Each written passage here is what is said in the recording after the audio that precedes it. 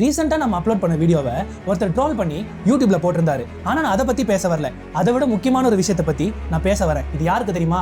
முக்கியமா கிறிஸ்தவர்களுக்கு, அதாவது தமிழ் கிறிஸ்தவர்களுக்கு. நான் எங்க பாஸ்டர் கிட்ட ரீசெண்டா பேசிட்டு இருந்தேன். அவர் தமிழ்நாட்டுல சர்ச்ல எப்படி இருக்கு, அதாவது சபையோட நிலைமை என்ன அப்படின்ட்டு என்கிட்ட சொல்லிட்டு இருந்தாரு. அவரு ஞாயிற்றுக்கிழமை தோறும் தமிழ்நாட்டுல இருக்கிற சபைகள்ல போய் கடைசி கால செய்தியை கொடுக்கறாரு. அங்க அவர் பார்த்த பரிதாப நிலையை என்கிட்ட பகிர்ந்து கொண்டாரு. என்னன்னா, தமிழ்நாட்டுல இருக்கிற அநேக கிறிஸ்தவர்கள், முக்கியமா பாஸ்டர்ஸ்லாம் எதை நம்புறாங்க அப்படின்னா, வேதாகமம் தமிழ்ல தான் எழுதப்பட்டது, நம்ம வேதத்துல இருக்கிற ரகசியங்கள்லாம் புரிஞ்சுக்கொள்ளணும் அப்படின்னா தமிழ்ல படிச்சாலே சூப்பரா புரிஞ்சுக்கலாம் அப்படின்னு நம்புறாங்க. ஆனா அப்படி இல்லங்க.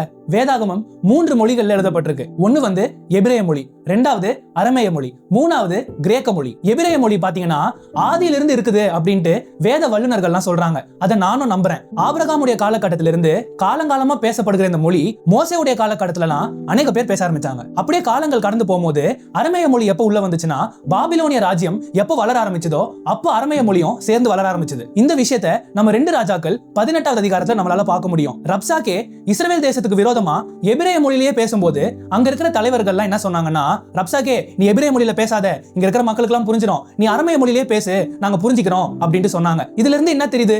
அரமேய மொழி கொஞ்சம் கொஞ்சமா இஸ்ரவேல் தேசத்துக்குள்ள வர ஆரம்பிக்குது. அப்படியே காலங்கள் கடந்து போகும்போது எப்போ இஸ்ரவேல் தேசம் பாபிலோனுக்கு அடியில சிறைபிடிக்கப்பட்டாங்களோ அப்போதுல இருந்து தான் அரமேய மொழியை யூதர்கள் எல்லாரும் பேச ஆரம்பிச்சாங்க. இவ்வளவு ஏன், தானியேல் புத்தகத்துல கிட்டத்தட்ட பாதி அரமேய மொழியில தான் எழுதப்பட்டிருக்கு. அப்படியே பாபிலோனிய ராஜ்யத்துக்கு அப்புறம் நீங்க பாத்தீங்கன்னா மேதோ பர்சியா ராஜ்யம் உள்ள வந்துச்சு. அதுக்கப்புறம் கிரேக்க ராஜ்யம் வரதை நம்மளால பார்க்க முடியும். அந்த கிரேக்க ராஜ்யத்துல மகா அலெக்சாண்டர் அநேக நாடுகளை கைப்பற்றினாரு. இது மூலமா கிரேக்க மொழி ரொம்ப பிரபலமாக ஆரம்பிச்சது. இவ்விதத்துல இந்த மொழியை அநேக பேர் எழுதுறதுக்கு பயன்படுத்தினாங்க. இதனாலதான் எல்லா மேத்ஸ் புக்லயும் சயின்ஸ் புக்லயும் கிரீக் ஆல்பபெட்ஸ் நம்மளால பார்க்க முடியும். ஏன்னா அந்த காலத்து மேத்தமெட்டிஷியன்ஸ், சயின்டிஸ்ட், தத்துவ ஞானிகள் பெரும்பாலும் பயன்படுத்தின மொழி எதுன்னு பாத்தீங்கன்னா கிரேக்க மொழி.